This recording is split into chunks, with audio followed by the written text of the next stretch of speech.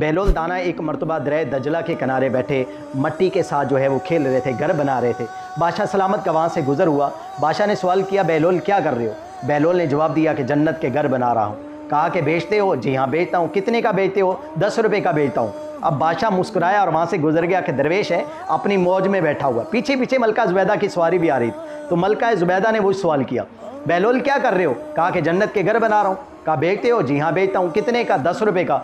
मलका ज़ुबैदा ने 10 रुपये निकाले और मजदूर की तरफ बढ़ा दिए। उन्होंने वो 10 दिरहम लिए और दरिया दजला में डाल दिए और एक मकान की तरफ इशारा करके कहा कि ये तेरा हुआ। अब उनकी नज़र में जो है वो दौलत की कोई अहमियत नहीं थी। दाता अली अजमेरी रहमतुल्लाह ताला अलैह फरमाते हैं कि दरवेश उस वक्त तक दरवेश नहीं हो सकता जब तक कि सोने की डली और मट्टी की डली उसकी नज़र में बराबर नहीं हो जाती। तो यूँ वो पैसे दरिया दजला में आपने डाल दिए और मकान की तरफ इशारा किया कि ये जन्नत में तुम्हारा हुआ। अब मलका भी वहाँ से गुजर गई।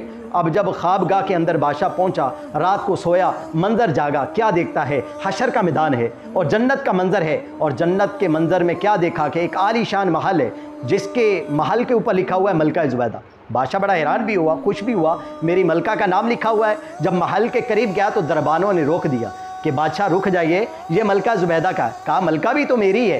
कहा कि दुनिया के ज़ाब्ते अलग हैं और यहाँ के ज़ाब्ते अलग हैं। अब बादशाह की आंख खोली, बादशाह बड़ा बेचैन हुआ और उसने मलका ज़ुबैदा से पूछा कि ये क्या मामला है? अल्लाह ने तुम्हें इतना बड़ा महल अता किया, कौन सा अमल करती हो? कहा वही मामूल की नमाज़ें, वही मामूल के अमल हैं और तो मैंने कोई अमल नहीं किया। हाँ, कल हम दरिया दजला के किनारे से गुजर रहे थे तो वो दरवेश जिसको लोग मजनून कहते हैं, बहलोल दाना जिसको लोग मजजूब के नाम से जो है वो मशहूर है, वो घर बना रहे थे तो मैंने 10 दिरहम दिए थे। उनके बदले में उन्होंने एक मकान की तरफ इशारा करके कहा था कि जन्नत में ये माल तुम्हारा है, तो और तो मेरा कोई अमल नहीं है। अब बादशाह के दिल में भी शौक़ जागा कि मैं भी इस नेमत को हासिल करूं। तो दरिया दजला के तरफ बढ़ने लगे और दिल में ख्याल करने लगा बादशाह कि आज फिर मजजूब अपनी उसी मौज में हो।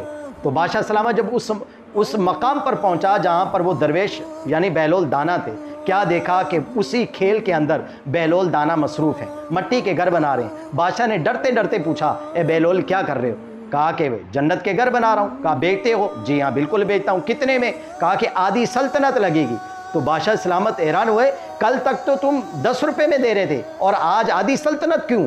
तो बहलोल दाना ने जवाब इरशाद फरमाया कि कल तुमने ये सौदा देखा नहीं था, आज तुम सौदा देकर आए हो तो इसलिए इसकी कीमत भी बढ़ गई। मेरे मीठे इस्लामी, क्या अल्लाह तबारक व तआला ने इनको मकाम अता फरमाया जो अपनी हस्ती को मिटा देते हैं, जो अपनी मैं को मार देते हैं, जो अल्लाह रब्बुल इज़्ज़त की कुर्बें और कुर्बत की मंजिलें तय करते हैं और उसकी मोहब्बत और इश्क में डूब जाते हैं, दुनिया को छोड़ देते हैं। अल्लाह तबारक व तआला मकाम भी ऐसा अता फरमाता है कि जिस बात की तरफ इशारा कर दें अल्लाह तबारक व तआला उनकी वो बात पूरी कर देता है, मिटा दे अपनी हस्ती को। अगर कुछ मर्तबा चाहे कि दाना खाक में मिलकर गुले गुलजार होता है। अल्लाह तबारक व तआला हमें भी इन बुजुर्गाने दीन और इन इस्लाफ के तरीक़ों पर चलने की तौफ़ीक़ अता फ़रमाए। आमीन बिजाकिन नबील अमीन सल्लल्लाहु तआला अलैहि व आलिहि वसल्लम।